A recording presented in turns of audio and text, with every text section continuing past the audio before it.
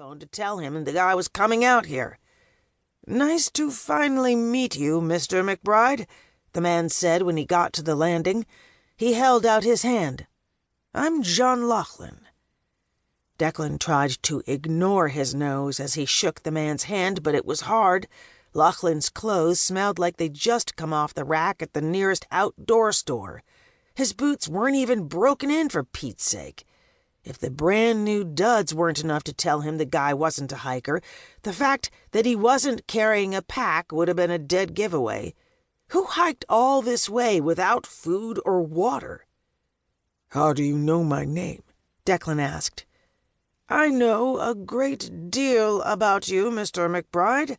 Lachlan smiled up at him. "Though I have to say your personnel record doesn't do you justice. You are a very large man." Declan's eyes narrowed. He didn't like anyone knowing too much about him. "You mean my Forest Service records? How did you get access to those?"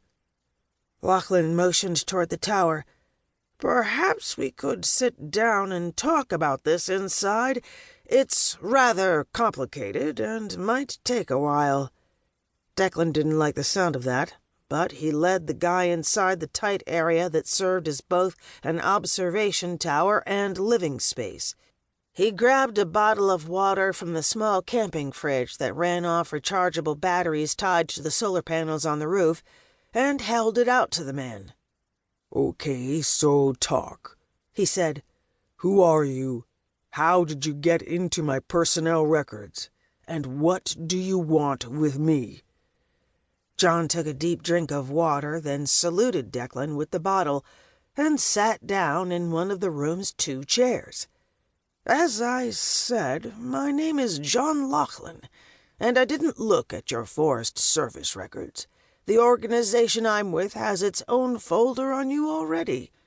To put it simply, I'm here to offer you a job."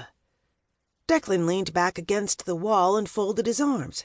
He had a feeling this conversation wasn't going to take nearly as long as Lachlan thought. "Someone sent a headhunter all the way out here to scoop up a ranger from the Forest Service? I didn't realize we were in such high demand." He didn't bother to hide the sarcasm. John laughed and took another swallow of water. "I'm sure you're a very good forest ranger, Mr. MacBride, but those skills aren't the ones my organization is interested in, as I'm sure you know." Declan swore under his breath. He should have known.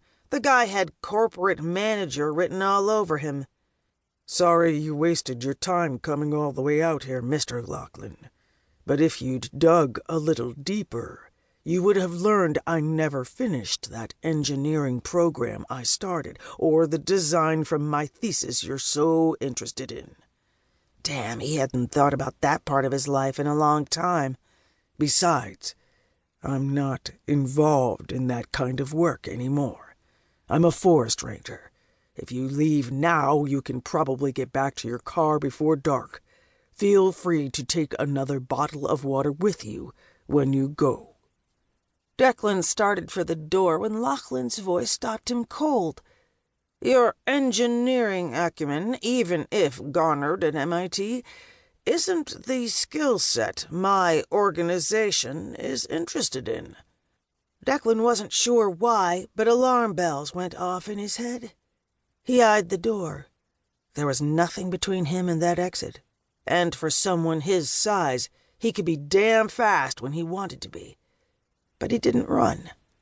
Instead, he turned to face Lachlan. Clearly the man was more dangerous than he appeared. "What other skills do you think I have?" Lachlan slowly put the cap back on the plastic bottle. "My organization is very interested in your talents as a shifter."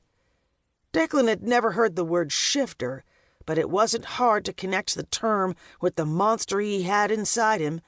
The only confusing part was how the man and his organization had learned about his secret, and what they wanted from him. He glanced at the door again. It didn't sound like there was anyone else nearby.